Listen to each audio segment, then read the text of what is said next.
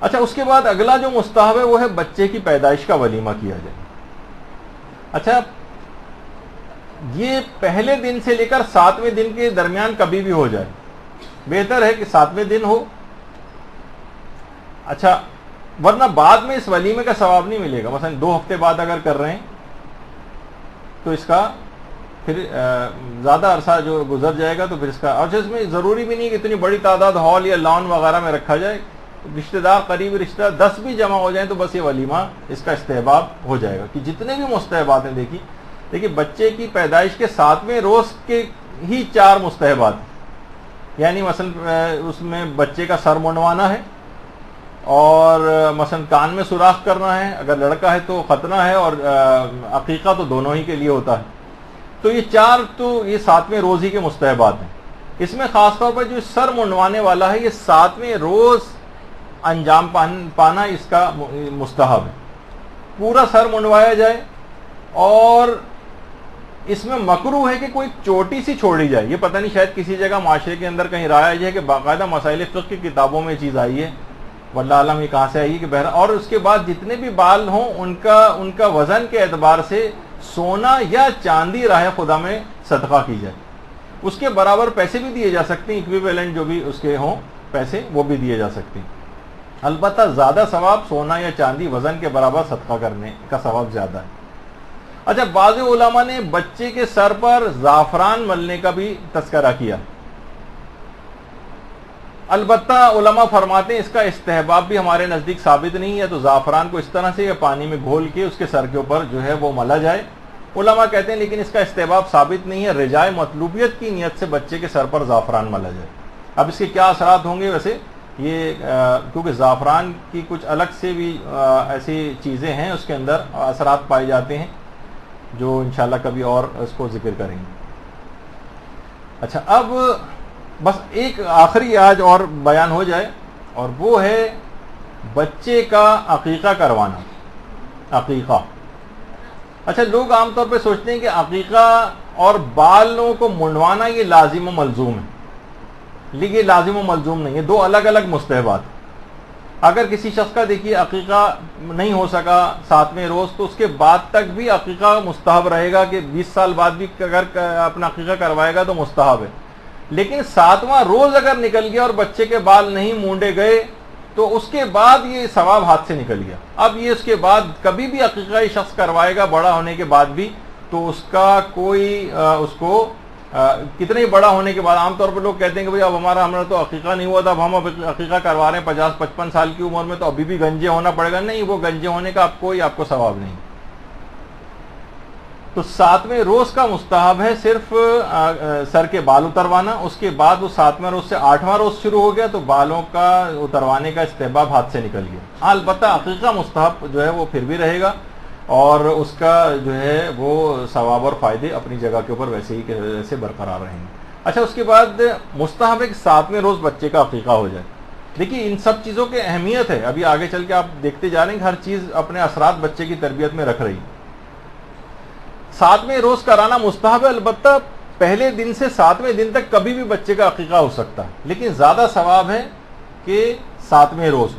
حتیٰ کہ اگر بچہ مر بھی جائے یا کوئی شخص بڑا ہو کر بھی مر جائے اور اس کا عقیقہ نہیں ہوا ہے تب بھی مستحب ہے کہ اس کا عقیقہ کروایا جائے. بھائی وہ تو انتقال کر چکا, جی ہاں اب بھی مستحب ہے کہ اس کا عقیقہ کروایا جائے. روایت میں کہ بچہ گروی رکھا ہوتا ہے اور عقیقہ کروانے سے آزاد ہوتا ہے, اور یہاں تک ہے کہ اگر کوئی شخص بہت زیادہ بوڑھا بھی ہو گیا اور اس کا عقیقہ نہیں ہوا تو اس کا عقیقہ کروایا جائے. حتیٰ کہ اگر کوئی شخص قریب المرگ ہے اس کے لیے بھی مستحب ہے کہ اسی قریب المرگ حالت میں ہی وصیت کر کے جائے کہ مرنے کے بعد میرے مال سے میرا عقیقہ کروایا جائے.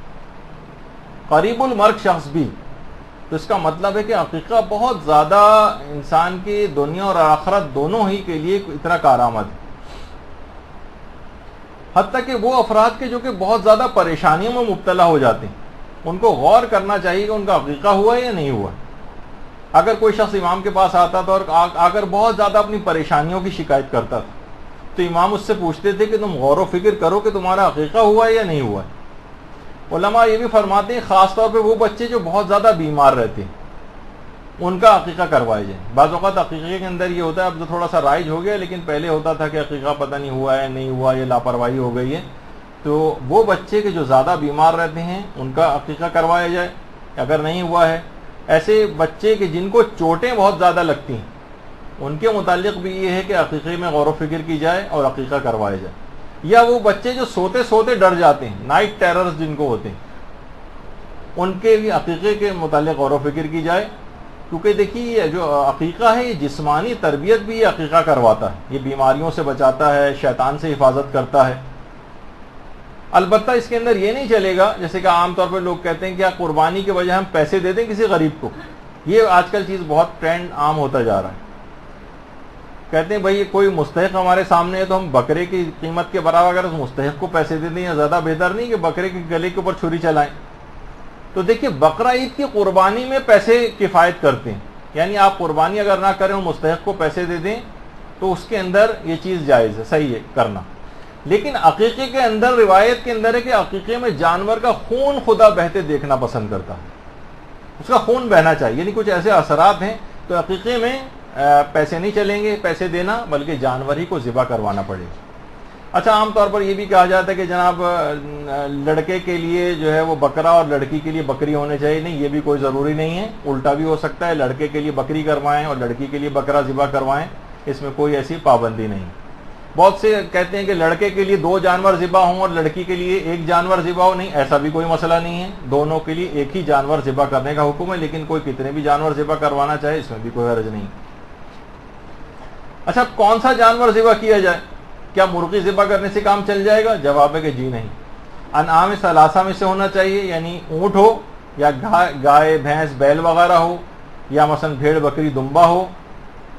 آقا کوئی البتہ فرماتے تھے کہ مینڈا ہو تو سب سے زیادہ بہتر ہے. دیکھیے اس کے اندر ابھی کچھ مستحبات آ رہے ہیں. مستحبات اس وجہ سے کہ عقیقے کے یعنی اتنے ایک ایسا حکم، اس میں اتنی زیادہ مستحبات کے بعض اوقات آدمی حیران ہوتا ہے کہ ایسی کیا اس کے اندر بات ہے. نہیں، بچے کی تربیت میں بہت دخیل ہے، اس کے جسم کے اندر بھی، اس کی روح میں بھی. مینڈا ہو تو زیادہ بہتر ہے، دمبا وغیرہ. اچھا کیا شرطیں ہونی چاہیے؟ کیا ساری شرطوں کو دیکھ کر لائیں؟ تو جواب یہ کہ جناب اس کا حل یہ آسان ہے کہ کم سے کم بس زندہ ہونا چاہیے. آکسیجن وغیرہ لگی ہو کوئی مسئلہ نہیں ہے، اور کوما میں ہو کوئی مسئلہ نہیں ہے.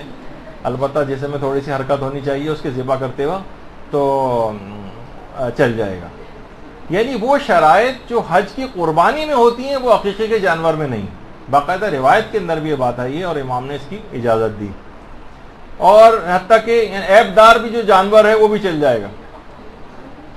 اور مثلا کسی کا مثلا سینگ ٹوٹا ہوا ہے یہ بھی چل جائے گا، کسی کا مثلا کان کٹے ہوئے ہیں یہ بھی چل جائے گا، کوئی بہت زیادہ بوڑھا ہے یہ بھی چل جائے گا، خصی جانور ہے یہ بھی چل جائے گا. جتنے عیب پائے جا سکتے ہیں وہ سب چل سکتے ہیں عقیقے کی قربانی میں. البتہ زیادہ بہتر یہی کہ اچھے سے اچھا جانور قربان کیا جائے.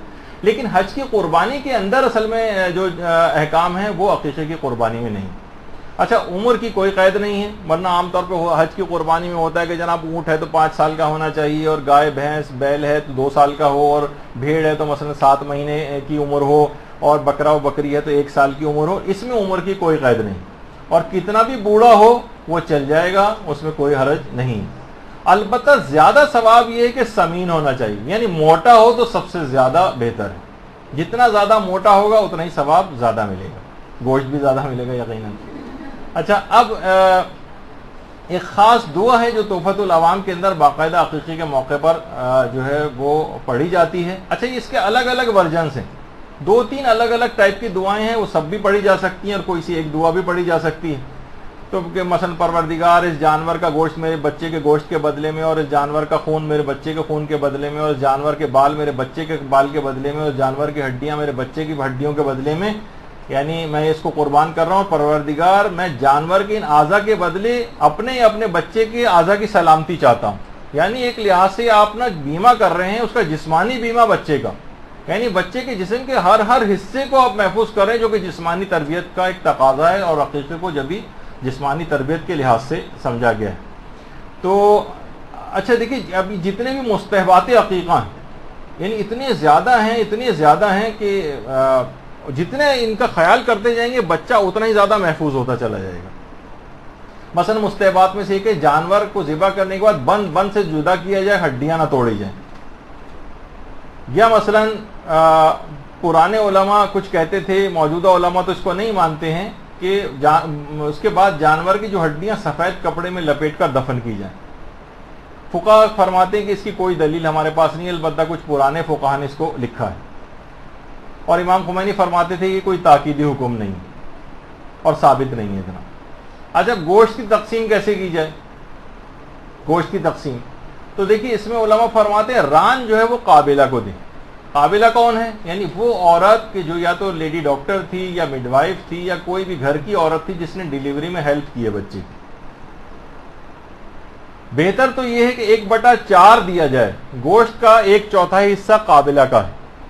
اچھا قابلہ میں بھی اگر وہ 1/4 ران پر مشتمل حصہ ہو تو وہ اس کا ثواب زیادہ ہے دینے کا.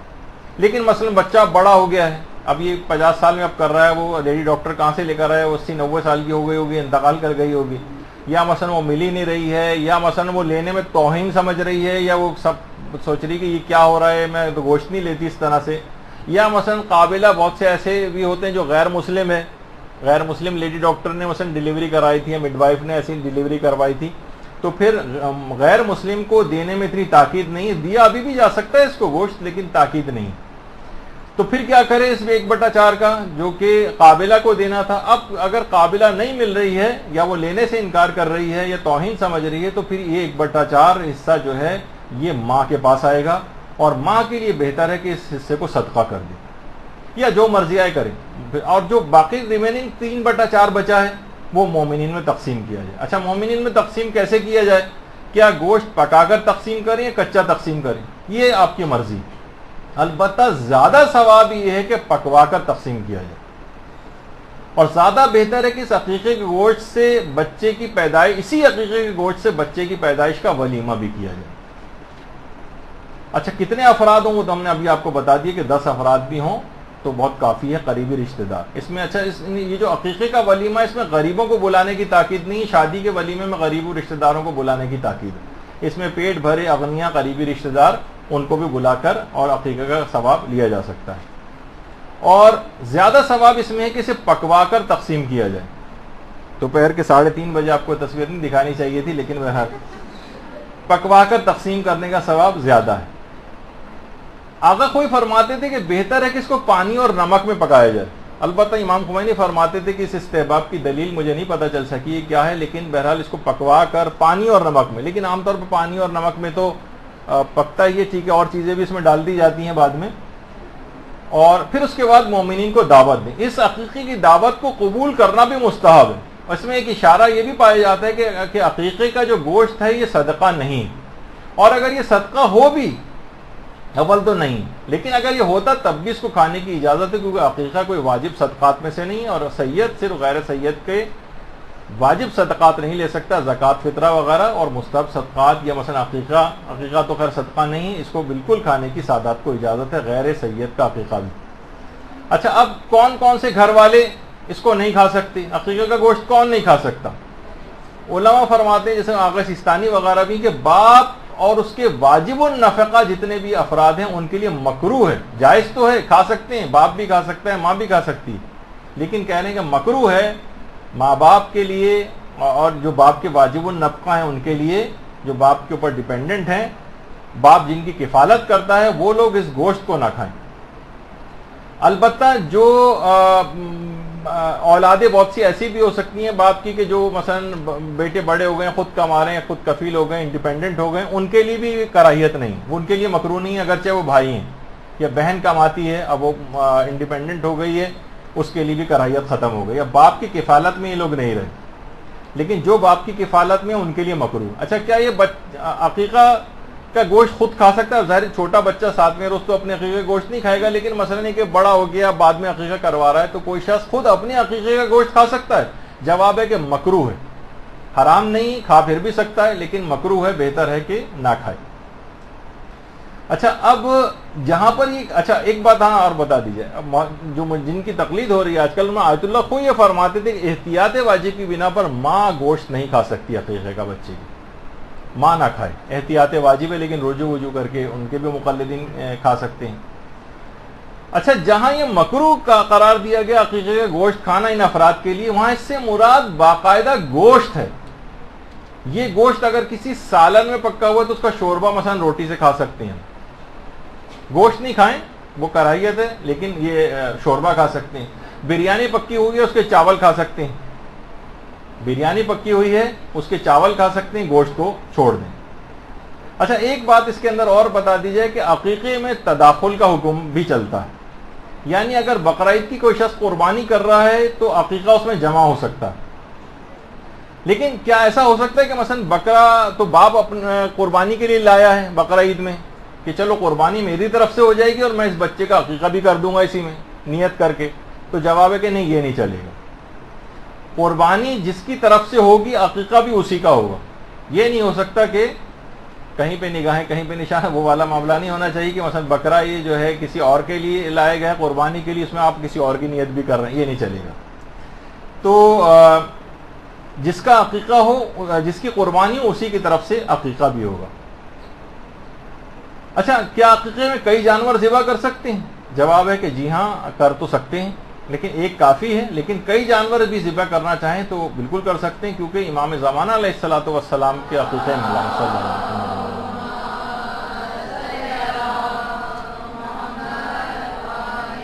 کئی 100 جانور امام حسن عسکری علیہ السلام نے قربان کروائے تھے، اس بات کا یقین دلانے کے لیے کہ 12واں پیدا ہو گیا. اور ہر ایک گھر میں صرف گوشت نہیں بھجوایا تھا، پورا ایک ایک گوشت فن بھجوایا تھا ذبح کر کے ہر شیعوں کے گھر میں. اور اس کے علاوہ شہر سے باہر کے جو مومنین تھے وہاں تک بھی امام زمانہ کے عقیقے کا گوشت بھجوایا گیا تھا. اچھا یہ جو ہے کہ تداخل کے ایک ہی کی قربانی اور اسی کا عقیقہ اس کے اندر ہو سکتا ہے. مثلا کوئی بچہ بڑا ہو گیا، انڈیپینڈنٹ ہو گیا، وہ اپنے قربانی کے لیے بیٹا اپنے لیے لے کر آیا ہے جانور، اسی میں ہی وہ اپنے عقیقے کی نیت بھی کر سکتا ہے. یعنی دونوں چیزیں اس میں ہو سکتی ہیں. اچھا یہ جو تداخل ہے اس کا ایک فائدہ ہوگا اگر آپ نے یہ دو چیزیں جمع کی، جس کی طرف سے قربانی اسی کی طرف سے عقیقہ. اب احکام اس میں عقیقے کے نہیں چلیں گے بلکہ بقرعید کی قربانی کے چلیں گے. اب وہ تمام پابندیاں ختم ہو جائیں گی کہ ماں نہ کھائے آقا خوئی فرماتے تھے یا دیگر مجتہدین فرماتے ہیں کہ مکروہ ہے، وہ سب پابندیاں ختم ہو جائیں گی. جوڑ سے جدا کیا جائے اور بن سے جدا کیا جائے، ہڈیاں توڑی جائیں، وہ پابندی ختم ہو جائے گی. کون رشتہ دار کھائے گا کون نہیں کھائے گا، یہ سب پابندیاں ختم ہو جائیں گی. تو اس میں کوئی بھی مسئلہ نہیں رہے گا. بس اس میں ایک مسئلہ یہ اور بتا دیا جائے کہ ایک شخص کے عقیقے میں ایک جانور کم سے کم ذبح ہونا چاہیے. یعنی یہ نہیں کر سکتے کہ ایک جانور میں کہا کہ باپ نے سوچا میرے 5 بچوں کا عقیقہ نہیں ہوا، ایک جانور لائے اور سب کی طرف سے عقیقہ کر دی، یہ نہیں چلے گا. ایک جانور میں ایک ہی شخص کا عقیقہ ہو سکتا ہے. اور عقیقے کی قربانی میں حصے بھی نہیں ڈالے جا سکتے. یا مثلا آپ نے کہا کہ جو لڑکے نے سوچا یا کسی شخص نے کہ میں اپنا عقیقہ کر لوں گا لیکن میں قربانی حصے والی کرواؤں گا، یعنی جو بقرعید کی قربانی اس میں حصہ ڈالا ہوا ہے اس نے اپنا 5 کلو کا یا 10 کلو کا، اور اس میں نیت یہ کر رہا ہے کہ میری طرف سے عقیقہ بھی ہوگا، یہ نہیں چلے گا. ایک عقیقے میں پورا ایک جانور ذبح اسی ایک آدمی کی طرف سے ہونا چاہیے. تو آپ نے دیکھا کہ اتنے زیادہ مستحبات اس کے اندر ہیں. اور 7ویں روز اس کا عقیقہ جو ہے وہ بچے کا ہونا ہے. تو 7ویں روز تک ابھی تک آپ نے دیکھا کہ 7 روز تک کیا بچہ بغیر کھائے پیے زندہ رہا کہ یہاں تک کہ عقیقہ اس کا ہو گیا؟ نہیں. اب بچے کے کیونکہ وہ بہت تفصیلی موضوع تھا، بچے کو کھلانے پلانے کے اعتبار سے اس کے دودھ کے جو اثرات ہیں پلائی کے، وہ انشاءاللہ کیونکہ وہ بڑا موضوع تھا وہ اگلی نشست کے لیے ہم رکھ رہے ہیں. تو آپ نے دیکھا کہ سارے مستحبات کتنے زیادہ تربیت میں داخل ہیں. جتنے مستحبات پہ عمل ہوگا اتنا ہی بچے کی جسمانی اور روحانی اچھی تربیت ہو سکے گی. باقی مستحبات اور احکام انشاءاللہ اگلی نشست میں بیان ہوں گے. وصلی اللہ علی محمد وآلہ الطیبین الطاہرین.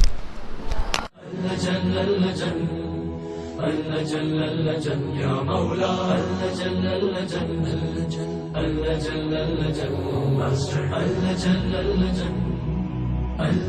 یا صاحب السماء